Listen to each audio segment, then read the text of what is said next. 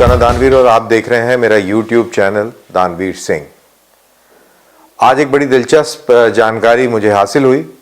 मेरे मित्र जो पाकिस्तान में बैठते हैं, सहाफ़ी दोस्त, जर्नलिस्ट फ्रेंड्स, उनके ज़रिए मुझे ये मालूम चला कि पाकिस्तान में इस समय अफवाहों का बाज़ार पूरी तरह गर्म है।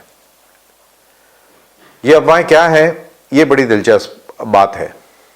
ये दरअसल अफवाहें पाकिस्तान की फ़ौज को लेकर हैं और लोगों के मन में ये बात जम रही है और इसकी अपील बढ़ती चली जा रही है कि तहरीक तालिबान पाकिस्तान के जो हमले पिछले कुछ दिनों में तेज़ी पकड़ गए हैं, ये दरअसल पाकिस्तान आर्मी द्वारा ही कराए जा रहे हैं। जी हाँ, आप चौंकिए मत, ये पाकिस्तान आर्मी द्वारा ही कराए जा रहे हैं, ऐसा मानना पाकिस्तानी अवाम का है। और उसका कारण ये है कि खैबर पख्तूनख्वा का जो इलाका है, पठानों का इलाका है, यहाँ पर 100% लोग पाकिस्तान फौज के मुखालफीन हो गए हैं, एंटी पाकिस्तान आर्मी हो गए हैं। और ये सेंटिमेंट इतना स्ट्रांग हो गया है कि आर्मी के पैरों तले जमीन खिसक गई है। आर्मी को समझ नहीं आ रहा कि अब हम क्या करें। तो इन्होंने एक फॉर्मूला निकाला और ये फॉर्मूला था, इसके दो फायदे थे। एक, अपनी आर्मी की साख को दोबारा एस्टैब्लिश करना, वो उस तरीके से कि देखिए हम वतन के रखवाले और हम अपने देश की सुरक्षा करने के लिए आ चुके हैं और अब हम लड़ाई लड़ेंगे और अब हम दुश्मन को यहाँ से भगा देंगे वगैरह वगैरह। तो एक उन्होंने एक दुश्मन क्रिएट किया और इस दुश्मन से अब वो लड़ाई लड़ेंगे।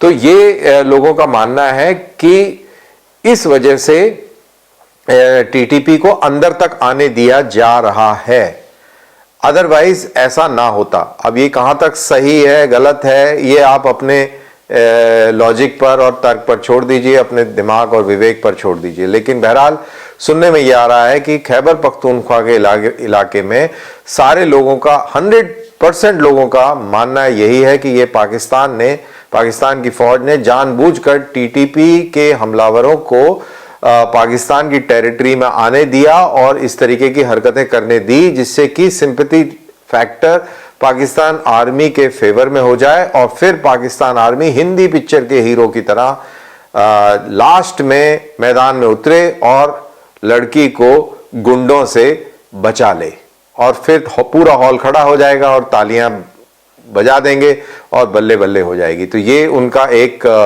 मकसद है। ऐसा पाकिस्तान की अवाम, खासतौर से पठान अवाम जो खैबर पख्तूनख्वा के रहने वाले लोग हैं, उनका मानना है। But at the same time Punjab के अंदर भी लोगों का कुछ मिलता जुलता सा ही विचार है। उनको भी लगता है कि पाकिस्तान आर्मी बड़े डर्टी गेम्स खेलने में माहिर है और ये भी उसी डर्टी गेम की सीरीज का ही हिस्सा है जो उनको लगता है कि उन्हीं की वजह से, दैट इज पाकिस्तान आर्मी की वजह से ही ये पूरी दहशतगर्दी की घटनाएं जो पाकिस्तान के अंदर हो रही हैं वो हो रही हैं। और फिर एक और चीज सामने आती है, उसके वीडियो भी आपने ट्विटर पे देखे होंगे कि गिलगिट बल्तिस्तान के अंदर प्रोटेस्ट हो रहा है। गिलगिट बल्तिस्तान के अंदर प्रोटेस्ट हो रहा है पाकिस्तान की फौज के खिलाफ। और वो किस वजह से हो रहा है? वो इस वजह से हो रहा है क्योंकि पाकिस्तान की फौज DHA, डिफेंस हाउसिंग अथॉरिटी के लिए वहां पर जमीन घेरी जा रही है, किसानों से जबरन जमीन छीनी जा रही है और उसके प्रोटेस्ट में काश्तकार यानी कि किसान सड़कों पर है और वो नारे लगा रहा है और आक्रोश गिलगिट बल्तिस्तान में इस प्रोजेक्ट के खिलाफ बढ़ते चले जा रहा है। तो ये भी एक नई सूरत हाल है। दरअसल डिफेंस हाउसिंग जो अथॉरिटी है, ये पाकिस्तान के अंदर रियल एस्टेट में एक बहुत बड़ा बिजनेस है जो कि पाकिस्तान की फौज कंट्रोल करती है और इसके ऊपर काफ़ी सारे केसेस भी चल रहे हैं। कराची के अंदर केस चल रहा है क्योंकि उन्होंने शायद तकरीबन 250 एकड़ ज़मीन पर जबरन कब्जा कर लिया है और ऐसा ही शायद कुछ लाहौर में भी है, इस्लामाबाद के अंदर भी है। और मैं पढ़ रहा था इंटरनेट पे, गूगल किया मैंने, तो मेरे को हैरानी हुई कि कैसे जनरल ज़िया ने इसकी लीगैलिटी को दरकिनार करके और जबरन एक ऑर्गेनाइजेशन ये बना दी। फिर जनरल मुशर्रफ के टाइम में लाहौर के DHA के कहानी निकल के आई। और बेसिकली ये सब जगहें हड़पने, ज़मीनें दबोचने और एक लैंड माफिया, जैसे लैंड माफिया इंडिया में किसी टाइम में बहुत सक्रिय था जब कुछ ऐसी सरकारें थी, तो उस तरीके के लैंड माफिया। और खैर वो तो बहुत ही छोटे मोटे लैंड माफिया इंडिया में होते थे, कहीं प्लॉट दबा लिया, कहीं कुछ दबा लिया। यहाँ पे ये लैंड माफिया बहुत बड़ा है। पाकिस्तान की फौज 250-250, 300-300 एकड़ इलाके पर कब्जा करती है, तो आप समझ सकते हैं कि कितना बड़ा लैंड माफिया ये ऑर्गेनाइजेशन है। इसकी वजह से एक आक्रोश है, गुस्सा है देश के अंदर। और लोग जो हैं, अब उनसे चीज़ें छुपी नहीं है, क्योंकि इंटरनेट का ज़माना है, यूट्यूब का ज़माना है।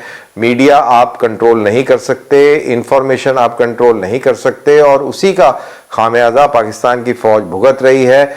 जितना भी एंटी पाकिस्तान आर्मी जो सेंटीमेंट बना है, वो इन्हीं रियलिटीज़ के उजागर होने के बाद बना है।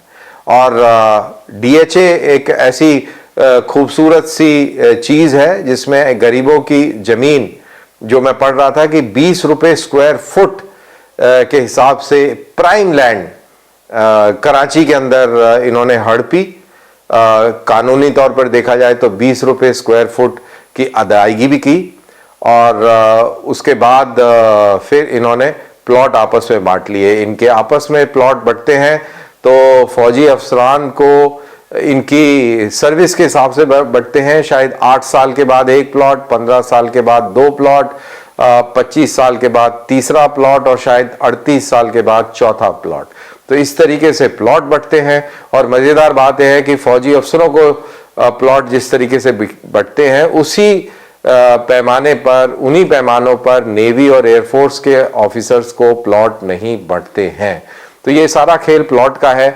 और इसीलिए इनकी जो इज्जत है पाकिस्तान के अंदर, वो ना के बराबर हो चुकी है। लोग सड़कों पर हैं। गिलगिट बल्तिस्तान में इसी को लेकर एहतजाज हो रहे हैं।